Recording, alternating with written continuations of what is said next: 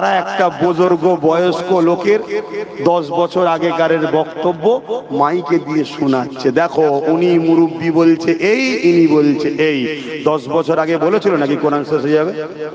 এই 10 বছর আগে বলেছিল দিল্লি চলে যাও? 10 বছর আগে কি আল্লাহ বলেছিল? 10 বছর আগে বলেছিল প্রসাদ গুলো রেশনের মাধ্যমে বাড়ি বাড়ি দিয়ে খাওয়াবো? রেশন খেলে প্রসাদ খেলে ঈমান থাকে? তাহলে এ ইচ্ছা করে আমাদের বেঈমান বানাচ্ছে না বানায়নি? এই নিয়ে কোনো উলামারা প্রতিবাদ করে? কিন্তু আমার প্রতিবাদ করছে। তাহলে বলো বুকে হাত দিয়ে, আব্বাস সিদ্দিকী তোমাদের দুশমন, তোমাদের ঈমান লুটছে, তোমাদের ক্ষতি করছে। যদি ক্ষতি করে আল্লাহর জাত পাকের কসম করে বলছে আমার থেকে সরে যাও।